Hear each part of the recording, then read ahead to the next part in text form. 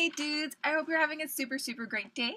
It is about Wednesday. I'm super sorry that this video took me so long to post. I had a few things come up this week and I wanted to give this video the time and the effort that it deserved, that you deserved. So here I am, it's Wednesday. I'm finally getting it done. That being said though, let's get started. So today I'm essentially going to go over a couple of things. I'm just going to wrap up everything that we discussed in prep week. So I'm going to kind of discuss how you can take prep week and repeat it every single week for success. I'm going to discuss who our prize winner is, because we had a challenge going on last week between Monday and Friday, so whoever posted the most was essentially the winner, and I actually had a tiebreaker, so then I had to extend my window to the entire time the group's been open in order to find the winner. It was a lot of work, but it was totally worth it. And the last thing I'm going to talk about is just what's next. So kind of what to expect moving forward from me, and kind of what we're going to be doing moving forward together in this group and otherwise. Okay, so that being said, I kind of want to start off with how to take this stuff that we did this week and move it to every single week moving forward. Okay, so I'm going to be kind of going through everything that we went through during prep week, and I'm just going to kind of revisit it and give you guys a breakdown, and then I'm also going to provide you with a PDF at the end of this with everything that I'm talking about so that you have it in paper format. You don't have to take too many notes, okay? But obviously still take notes if you feel like you need to, because I go off into a lot of tangents sometimes. Okay, so that being said, step one is essentially to determine your meal plan, right? So we determined our meal plan on the first day that we started, and that's not something you have to do every single week because obviously your situation's not going to be changing that frequently. So you want to think of doing your meal plan maybe once every, 30 days or 60 days or 90 days. I would say 90 days is probably the maximum you want to wait to do that because a lot of things can happen in 3 months, okay? So determine your meal plan. We've already done that, so step one is already done. Okay, step two is to select 3 to 5 food groups or foods from the food groups that we have on those food lists. Okay, so again, this is something that you did last week, and it's not something you have to do every single week. But if you're someone who gets bored with food very easily, then you can definitely do it every single week. I do it every couple of weeks because I'm not creative with my food, and I don't have the time to get terribly creative, so I kind of stick to what I know, and I stick to what's familiar, and then I just go in every once in a while, and I kind of pick out something new to try so that I have some variety. Okay, so but that's something, again, you can do every week, but I don't recommend doing it every week if you're, one, busy like me, and two, not terribly creative with food, or you can do every couple of weeks, okay? So that's step two. Step three is to then create your tally sheets, okay? Again, the more tally sheets you create, the happier and the more variety you're going to get, okay? So again, that's up to you to how many tally sheets you want to create. I suggest doing at least 3 because you have a 5-day work week or 7 days of the week. So at least it gives you some variety throughout the week and you're not eating the exact same things at the same times every single day because that gets kind of dull and boring, right? So that's step 3 is create those tally sheets. Figure out what you have to eat every single day from those containers and just kind of create a fake meal plan of what, pretend you ate that day, right? And create a meal plan for how you are going to eat all of those containers throughout your day, from the, breakfast to your last snack. Okay, so that's step 3.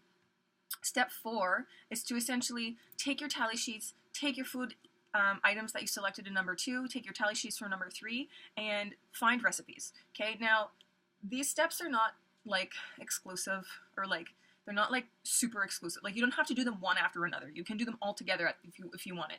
You don't necessarily have to do the tally sheets and then find the recipes. You can find the recipes and then do the tally sheets, or you can do the 2 together. It's just kind of something to get your mind working around, what am I supposed to eat and what can I eat that's creative, and it's also getting your mind around triggering that you're supposed to be eating it. Because if you're like me and you're busy and you forget to eat, you need the trigger to actually remember what to eat. So getting, step 4, should I say, is kind of finding those recipes, getting inspired, figuring out what you want to make. And if you don't really know what to make, or if you're losing inspiration, or if you're like, well, I've kind of tried everything I like and I don't know what to do anymore. Okay, so just think of different ways that you can kind of inspire yourself. You can think of spending every single week, spend time finding new recipes. So if you are tired of your recipes, or you're feeling like if you don't have enough recipes to choose from, then search more recipes. So every single week, just research more recipes or research meal prep ideas or meal prep tips, whether that's on Pinterest or whether it's on Google or Instagram or Facebook. Just research it every single week, whether that's an hour a day or an hour every week. It doesn't have to be a lot, but definitely try and make it a habit of doing it more than, you know, just once, because you're never going to grow that way, right? You want to continue adding to your funnel and adding to your library, okay? And think of creating a space to kind of collect all of your recipes, and keep it simple. Like, don't have 700 places to keep your recipes.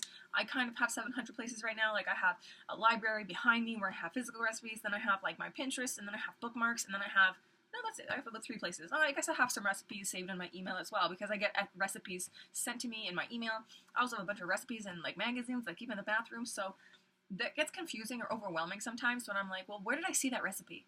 Or, you know, like, what do I want to make today? So kind of keep it simple when you're doing your recipes. For me, on my Pinterest, I have all of my recipes separated by like when I would eat them or what kind of food they are. So by genre of food, I guess. So I have like breakfast food pin, or a pin, yeah.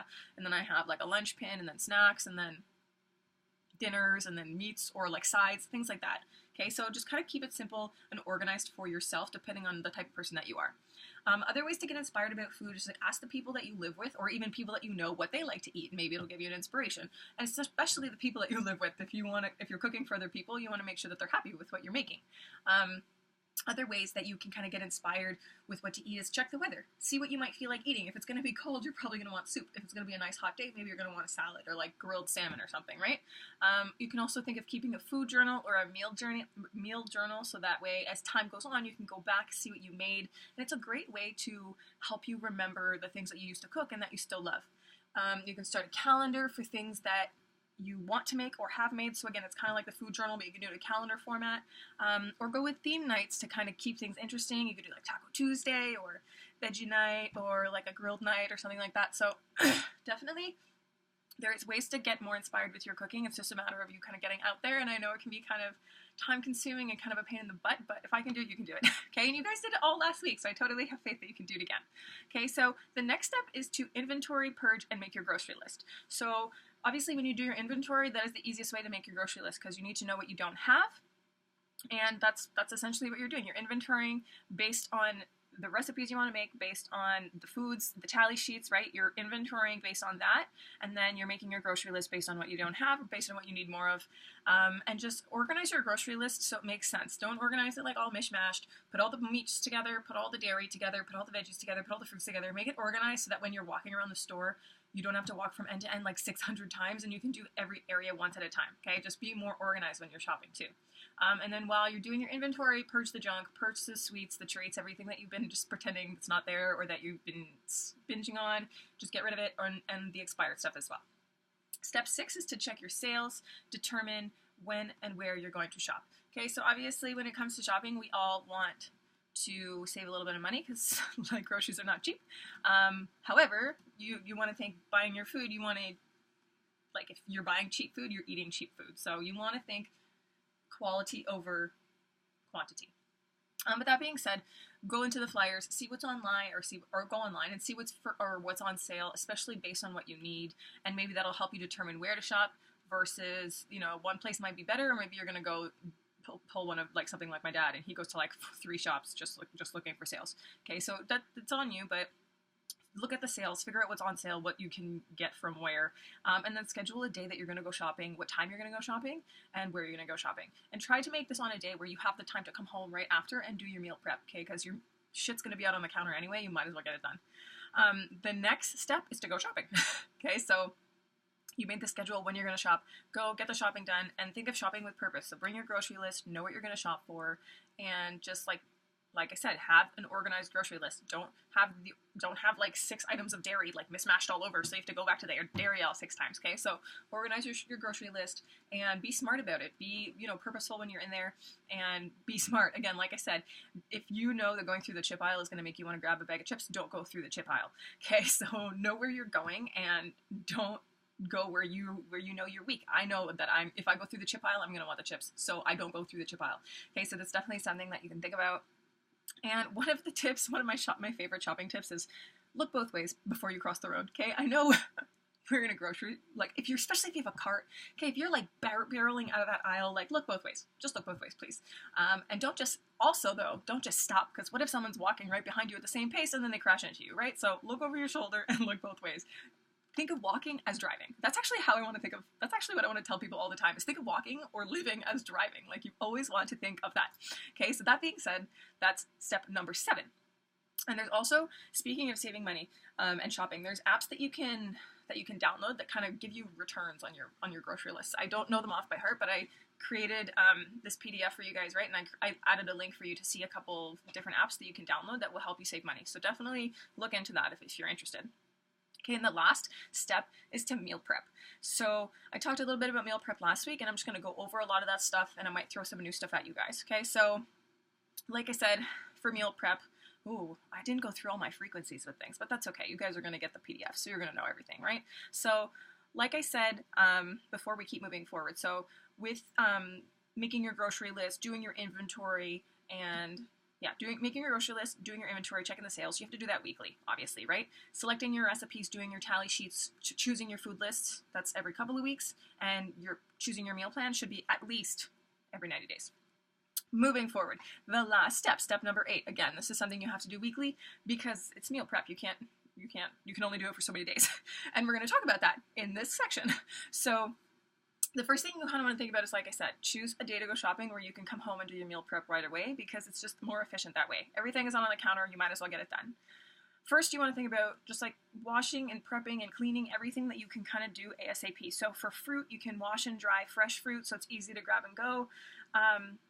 If you can go like the extra mile, you can cut apples, you can, cut the stems off of strawberries, but just, kind of keep in mind what you're eating and how fast you're going to eat. If you cut all the stems off your strawberries, they're going to go fast. They're going to go bad faster. But obviously, if you're going to eat them really fast, or if you want to grab them really quickly to go in like a shake or something, cut the stems off. So you can keep that stuff into consideration. You can core melons, peel oranges, I don't know what else to do, but do things that take time and that stop you from eating the healthy food when you need to eat it. Store this stuff in airtight containers. You can do it separately, or you can make fruit salads so that you have them ready to go. I love fruit salads, yes. Prepping veggies, so you can think of washing and drying your veggies, your greens, lettuces, cucumbers, greens, things like that. Just wash and dry, put in a container. Try avoid cutting it with a knife until you're ready to use it, because if you leave that in the fridge for too long, it's going to basically like oxidize your vegetable and it's going to look like it's rusty. You can think of cutting up starchy vegetables, those like carrots. You can cut and peel carrots or squash or whatever, turnip, I don't know what else there is, but things like that, things of that nature. You can cut and prep that type of stuff. You can wash and core bell peppers, for example, as well. I don't like to cut my bell peppers right away, like too quickly, because I find they get slimy after a while. I think after like 2 days, they start going slimy. So if you're going to make omelets for the next 2 days, you can cut up some peppers, but you don't really want to do too many more days because you might be wasting your vegetables. You can do other things also, like zucchini. You can shred zucchini for stir fry or for zoodles. So like the sky is the limit. These are only a few examples, but you can, and if you have more examples, please share them with us because we need them. Okay, so other things you can do is protein, for example. You can brown meats, and this is good for pizzas, for omelets, pastas, sauces, sandwiches, wraps, burritos, things of that nature. You can roast chicken, and which is great for just like if you want chicken with veggies on the side, or if you want sandwiches for wraps or to put on top of salad. You can grill or bake your salmon or your fish in advance so that it's cooked.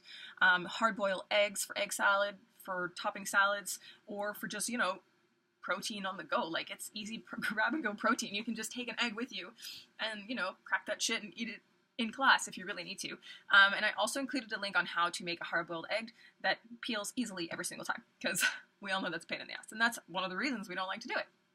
Okay, so other things you can do also, instead of just prepping, is you can actually start cooking components of your meal and think about multitasking at the same time. So you can multitask in the sense of grilling or baking 3 different seasonings on the same item.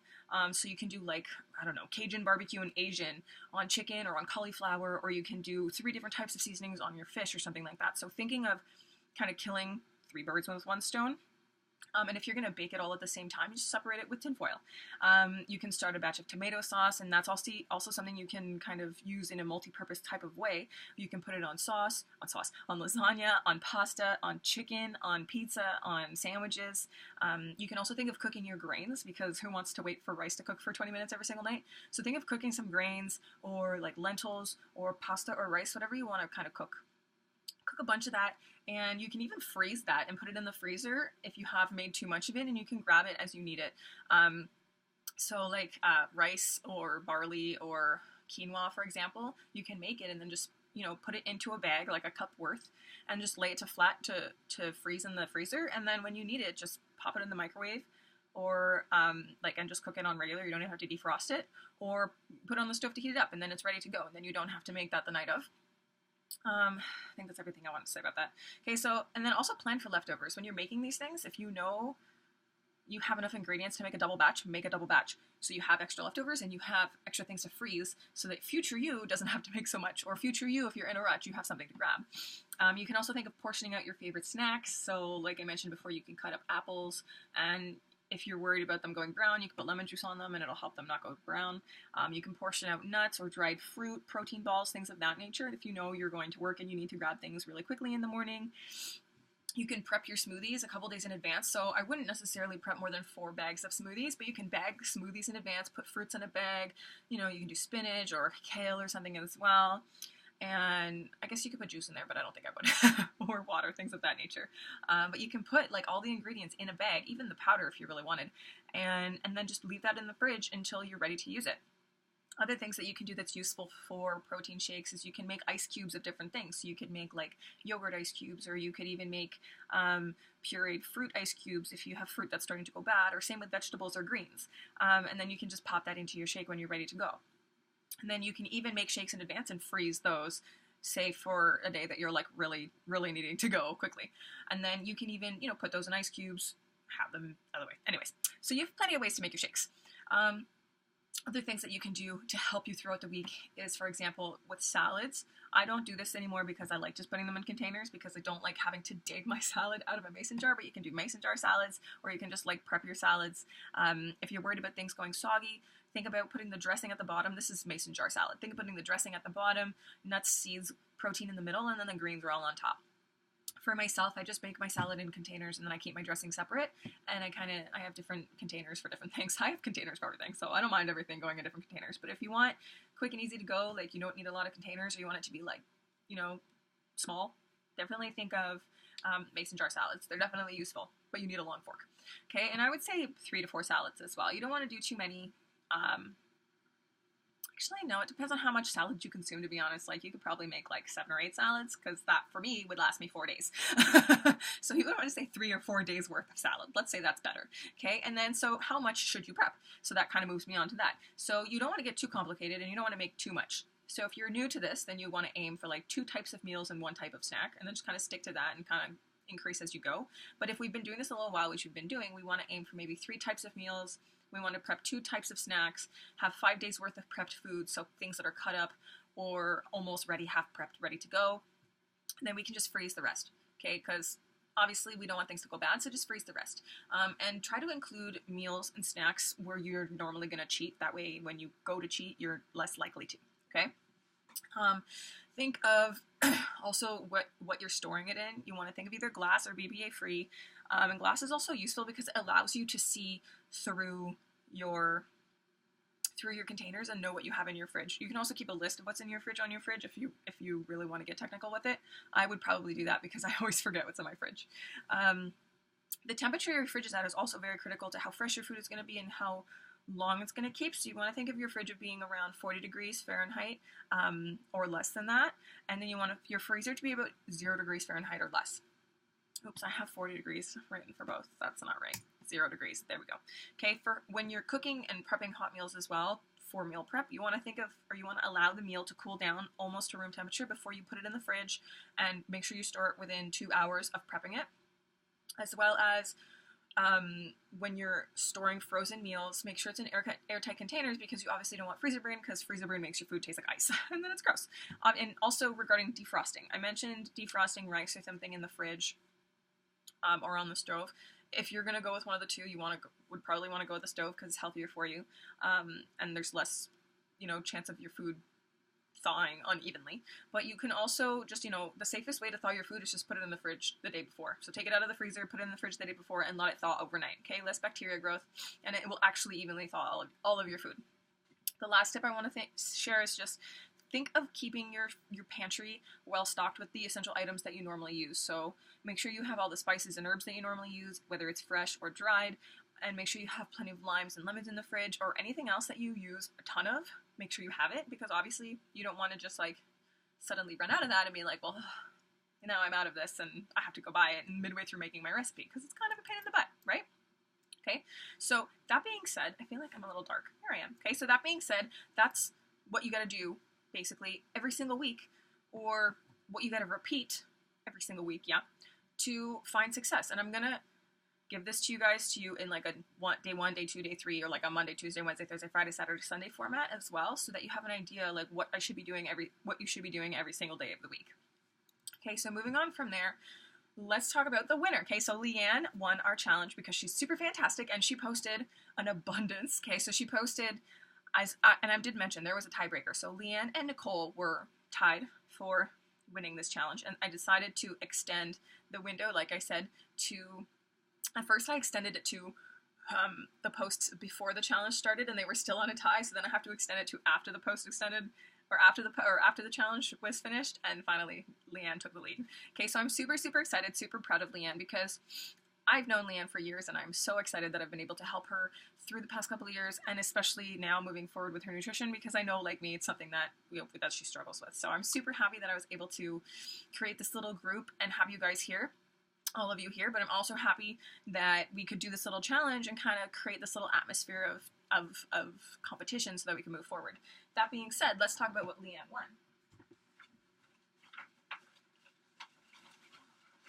So first thing is Leanne won a fabulous tote bag. Okay, so now when she goes grocery shopping, she has a bag that she can carry her groceries around in. Okay, inside she also has these fabulous, Holly got these as well in our last group. She has these fabulous muffin cups, and they say celebrate on them because she's a winner. Okay, we also have in here, what's this? We also have a fabulous mug because I love her. And inside she has some delicious pumpkin tea and some other teas as well, because we all love tea. As well, we also have a hand cream. I'm not sure what the scent is because it says Stella and I don't know what that means, but I'm sure it's great. As well, we also have a little shaker cup, or it's not little, it's a big shaker cup with some Shakeology samples inside. Okay, because obviously Shakeology is one of my secret ingredients to healthy eating. I know you guys know that. I post about it all the time. And I know Leanne has not, or she has tried it. I've sent her a few things, but Leanne's not on it. So, and I know I always want to share with you guys things that I know will benefit you. So allowing you guys to sample these things even once or twice is just a way for me to kind of help you guys learn a little bit more about what I love, right? So I gave her a couple of samples in there. And here, we also have a fancy little notepad for her to write her grocery list on, and, oopsie, wrong package, a selection of my favorite pens. Okay, I'm obsessed with Roll pens. And then there's some verbiage on Shakeology to help her kind of learn a little bit more about it. No pressure. Last thing in the bag is this fabulous little cup for her to have her Shakeology out of, okay? I love him. He's like, I don't know, he's like a little tiki guy. So, anyways, that is what Leanne won. Okay, so this gift basket was a little bit more extravagant than the Halloween Hackers gift basket, because I felt that this group, this challenge, demanded a little bit more of the individual. So I tried to include a little bit more things, so I hope you enjoy that, Leanne. I'm super excited to send that off to you. Unless you're going to be home for Christmas, then I might just hang on to it and wait for you to come home. But that being said, let's move on to what's next. So what is next? Is that what I wanted to talk about next? Let me double check. Let me double check my notes before I finish this off, because I'm pretty sure it's what I want to talk about. I think that was. Okay, so we talked about how to recreate this every single week. We talked about our winner, and now I'm going to talk a little bit about kind of what's next, what to expect. So obviously this group is really helpful for everyone, and I want you guys to continue using it for your accountability. So I challenge you to continue posting every single day to keep yourself accountable in this group, 1 to 3 meals a day. Okay, so that's my challenge to you, and that is my offer to you. I'm going to keep this group open. I'm going to keep posting. I'm going to keep posting tips. So definitely keep the ball rolling with this, and engage in the group. If you have any questions, just ask. Don't be afraid to ask. So that's the first thing that's next with this group. Second thing that is next is on December 4th, I believe, or December 1st. The 4th. I think I decided the 4th. Yes, the 4th. On December 4th, I am starting another free group. It's called Holiday Survival Guide. Okay, so if you want to be in that group, comment below, let me know, and I'm going to also post a link to it in this group so that you can be aware of it. but that's starting on December 4th. I'm going to be posting my favorite holiday tips, my favorite decoration tips, my favorite gift ideas, DIY ideas, things of that nature, and other holiday survival tips. Okay, and then also on December 4th, I am starting my Countdown to Christmas challenge group. Okay, so this is a health and fitness challenge group. This is if you're looking to lose weight for Christmas or even get an even better handle on your nutrition. So this is for extra accountability. So I'll be checking in with you daily, personally, things of that nature. Okay, so that's on December 4th if you have any interest in that. I feel like I've been talking really fast. Do I talk really fast? My dad tells me I talk too fast. Do I talk too fast? Tell me in the comments. Legitimately, I need to know. I feel like I am. Okay, and I feel like that is everything I wanted to talk about, today in this video. I just lost my screen.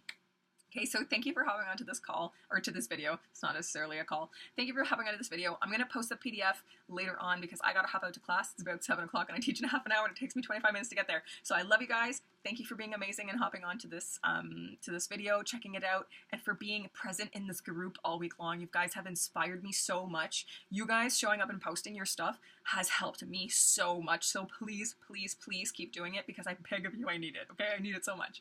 And I know you guys too, so just keep posting in the group. That being said, I will talk to you guys later.